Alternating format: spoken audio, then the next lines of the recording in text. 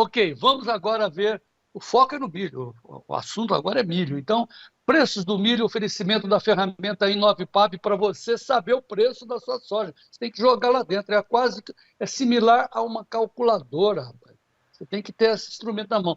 Eu tenho meu instrumento, que é a caneta, certo? É o instrumento do jornalista. E você tem que ter a ferramenta InoviPab. Você joga ali os preços, ela calcula para você as ofertas, ou tá bom para tá equilibrado, tá bom para vender, tá bom para comprar. É a ferramenta que você tem que ter na mão. A ferramenta do agricultor Inovipab oferece, Gleidson, os preços do milho. Notícias do milho. Oferecimento Inovipab, a ferramenta do produtor rural. Muito bem, preços do milho lá em Chicago em alta hoje, até uma boa alta, né? O março 4,46, maio 4,63, julho 4,70, setembro 4,44. Portanto, ali, ó, aquele maio ali tá bom em relação à base de 4 dólares e meio, que o Vlamir estava preocupado, mas o maio está 4,63. Né? Vamos ver se o Vlamir acha que isso está bom. Agora, aproveitando, vamos ver o milho no Brasil, base Campinas na B3, só o março, com alta de 1% a 87,24. Não tem o maio, não tem o junho, não tem o setembro aí, Gleison? Esse povo da B3, viu? Ainda bem que vem outra bolsa aí, viu? Porque é muito chato esse povo aí, tá louco. Dom Vlamir. Ah, muito chato, cara. João Fica aí, Batista, o produtor precisa saber dos preços, os caras ficam mimimi. Mas vamos em frente. na realidade, eu acho que não está negociando os outros meses, por isso que não está aparecendo. Mas põe Nesse os momento. valores referenciais. Tinha Tá que bom. ter os valores de abertura, né? É, Mas ué. vamos lá, com relação a B3 segue firme, né? O março, porque não tem milho, né? Então o milho de março agora é 80 a 90 reais que está nas indústrias de ração. Ele é um milho mais caro que no mercado internacional. Então o mercado segue comprador aqui dentro, a B3 está espelhando isso, né? É uma demanda forte do mercado nacional de ração, etanol, todo mundo puxando. O milho é comprador desse milho disponível até a perto de 70 reais ali no Mato Grosso. Então as posições do milho livre estão boas. O milho do segundo semestre, ele já segue a lógica do mercado internacional. Então, se a gente olhar, a B3 não tem posição aí, mas já é um milho em que ele se posiciona ali no setembro de Chicago, que daí ele dá aí na faixa de 68, 69, 70 reais. Ele já chegou a trabalhar menos, aí ontem ele trabalhou até 66, e hoje ele está voltando um pouco em condições melhores. Então é um sinal de que o milho vai se mantendo. O milho, que nem a gente comentou no início, tanto lá fora como aqui dentro, vai ser um ano apertado. A questão da guerra comercial é o susto do início, depois o mercado se ajusta. E essa base de suporte acima de 4,40 em todos os meses que está se mostrando é importante. O ideal seria criar um suporte nos 4,5 para deixar a resistência no 5. A resistência no momento é 4,80 aí para todos os meses. E a resistência de 5 é muito forte, mas o milho trabalhou acima.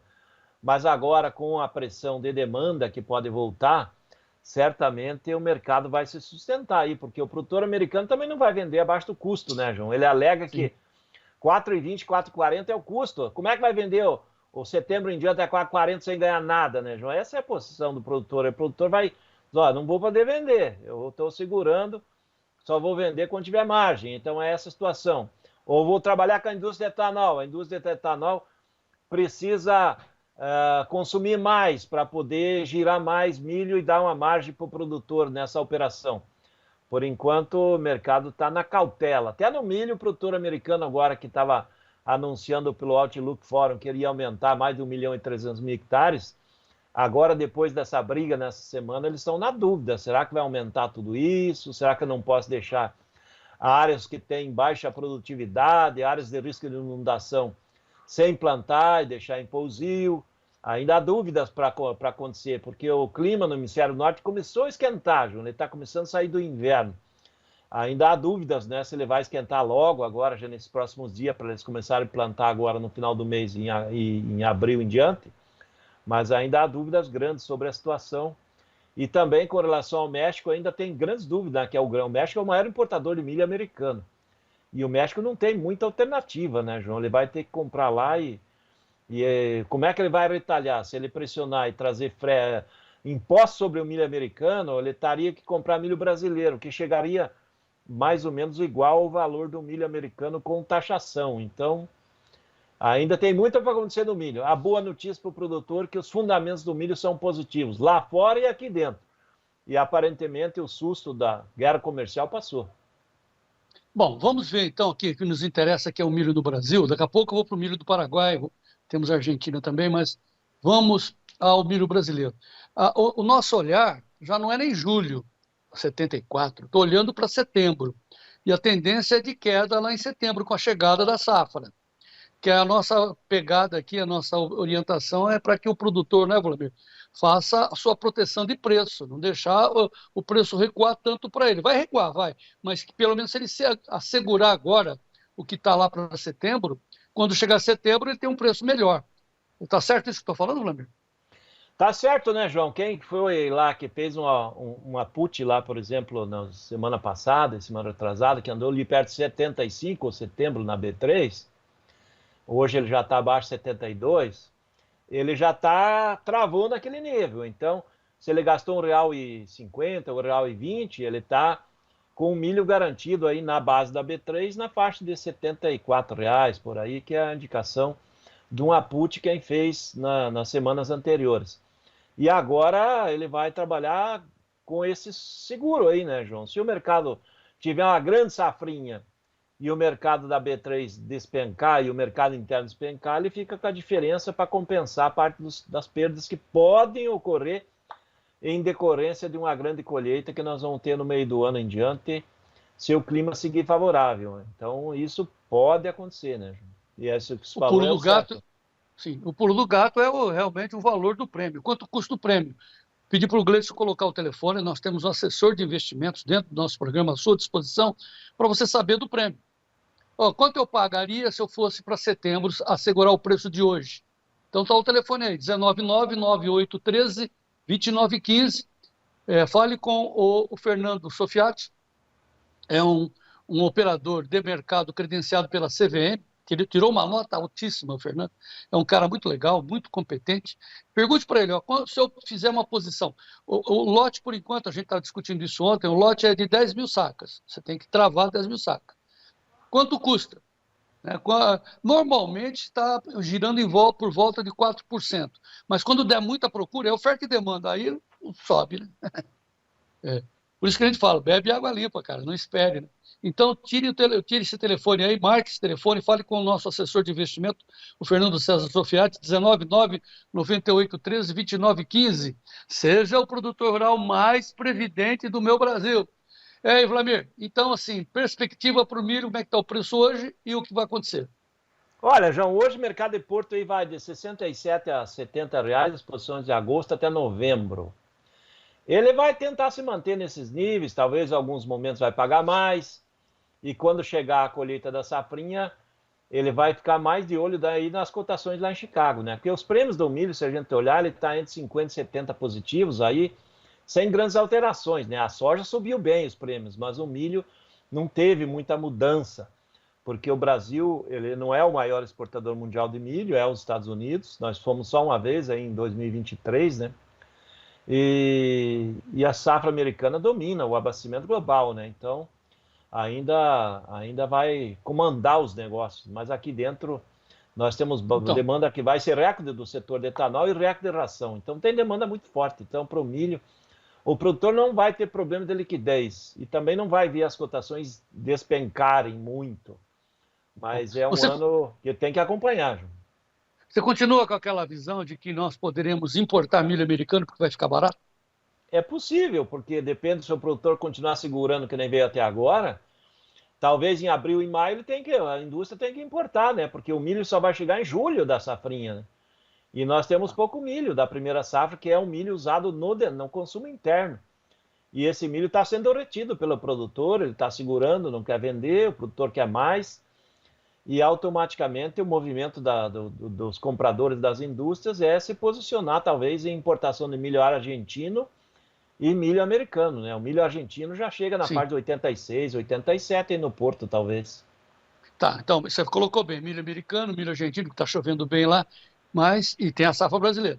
Só que não vai contar muito com o milho paraguaio e nem com a safrinha de soja paraguaia.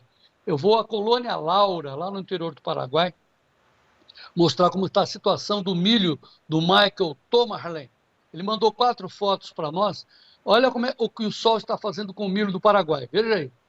Né? Vai passando. Essa é a soja dele. Agora vamos para o milho. Oxi. Aí, Vlamir. Pois é, João, parece plantação de abacaxi, né? Pois é. Tá Já seco, era, hein? teria Olha, que ter uma chuva muito boa, porque ele ainda não pendoou, uma umidade muito boa, para ele conseguir recuperar, né, João? Porque tá complicado, é um milho que já perdeu o potencial produtivo e está bem perto de pendoar. E pendoou nessa condição, produtividade baixíssima, né? Porque vai ter abortamento muito grande de sementes, né? Das plantas, né? tá, vamos para o Sidney Petter, lá de Santa Rita, também no Paraguai. Olha, o mesmo quadro, é a mesma região. Olha como é que tá as fotos que o Sidney nos mandou. Mostra aí, Gleice.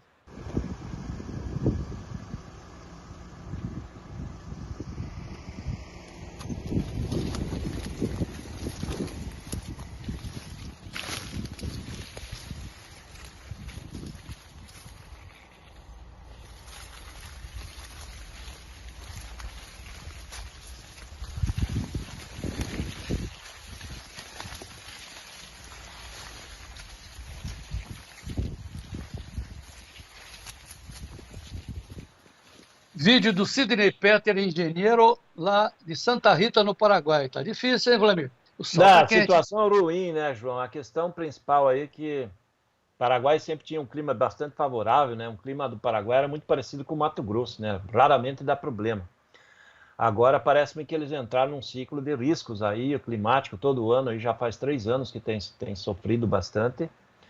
E dá para ver que ali nessa lavoura, pelo menos as primeiras imagens que mostrava dessa última filme aí, a palhada quase nada no solo, né, João? E o que a gente tem que ver é um milho que ainda não pendoou, também se vier as chuvas boas ele ainda recupera fôlego, mas o produtor nessa nova safra já da temporada 2025-26, ele tem que começar a pensar numa boa palhada e fazer perfil de solo, né, para suportar esses momentos sem chuvas. Então é um solo aí que o milho está sofrendo muito e provavelmente não tem um perfil de solo bem feito, né, com neutralidade de alumínio profundo, calagem profunda para ter condição da raiz descer, né, e buscar água lá embaixo. Então isso vai ter que mudar as estratégias aí agrícolas para o produtor aí do Paraguai também, né, porque nessa condição de quase nada de palhada e perfil de solo raso aí, muita área ainda no estilo gradão que era antigamente, né, que o plantio ele deixa a raiz superficial, e ainda mais se pegou um bom volume de chuva inicial aí nessas lavouras, ele não conseguiu fazer com que as raízes se aprofundassem, ele sofre muito como está aparecendo, né? Parece, quem conhece plantação de abacaxi é bem parecido, né? A folha fica estreitinha, enrugada, é mais ou menos nesse estilo, e o milho perdendo muito potencial, e se continuar alguns dias acaba não colhendo nada, né? Esse milho acaba virando em nada se ficar mais umas 2 semanas sem chover, né? Nós temos perspectivas de chuvas para esse final de semana, lá para o sul, né? No Cone Sul, pode ser que vire, pode ser, né? A Fernanda Custódio está informando a gente aí. E Vossa Senhoria está liberado, vai pegar então a matula, vai pegar o que mais? O que você anda? Você vai com a sanfona lá? Vai não, né? Vai para o oeste da Bahia.